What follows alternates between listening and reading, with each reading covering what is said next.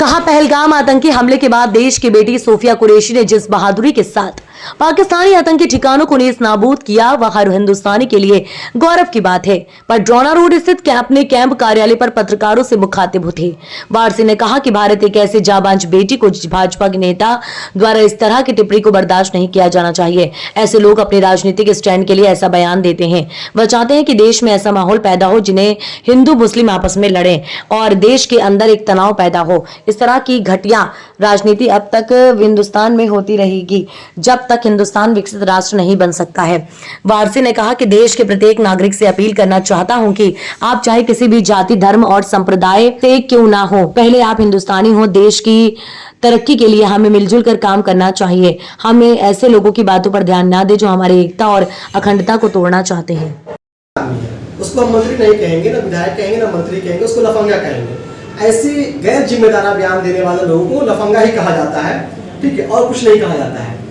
दूसरी बात बताते हैं आपकी, निर्दोष लोगों को जिन आतंकवादियों ने मारा, उस आतंकवादियों के गढ़ में घुस करके हमारी कमीशन ऑफिसर कर्नल सूफिया कुरैशी ने पाकिस्तान में घुसकर पाकिस्तानी आतंकवादियों को नेस्तनाबूद कर देती है, उसे मार गिराती है, उनके ठिकानों को खत्म कर देती है।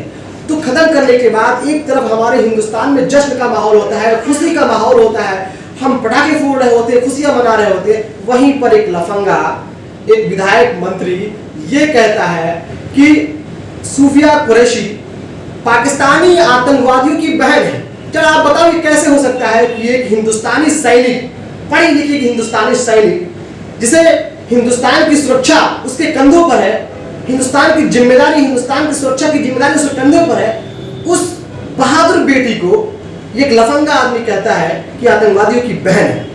ये बहुत निंदनीय बात है, बहुत घटिया बात है। इस बात की मैं निंदा करता हूं कि ऐसे लफंगे लोगों की डिग्री की जांच होना चाहिए।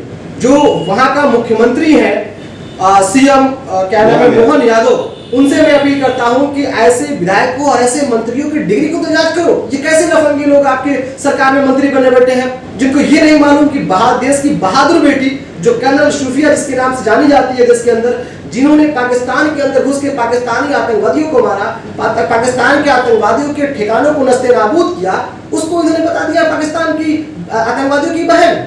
इससे घटिया बात क्या हो सकती है? इसके खिलाफ देखिए, इस पे मैं उनके ऊपर अपराध का मुकदमा कायम नहीं होना चाहिए। देश के प्रधानमंत्री जी से विनम्र पूर्वक मैं आग्रह करता हूँ कि ऐसे लफंगे लोगों के लिए आप इनकी डिग्री की जांच कराएं कि ये कितने पढ़े लिखे लोग हैं, और ऐसे लोगों के ऊपर अंकुश पाने के लिए ऐसे लोगों पे देशद्रोह का मुकदमा दर्ज करके ऐसे लोगों को जेल के अंदर भेजना चाहिए, ताकि हमारा हिंदुस्तान के अंदर किसी तरह की कोई बात न होने पाए। ऐसे लोग, ऐसे विचारधारा के लोग जब तक राजनीति में रहेंगे तब तक हमारा हिंदुस्तान उन्नति की कगार पे नहीं जाएगा। ऐसे विचारधारा के लोगों को जेल के अंदर होना चाहिए।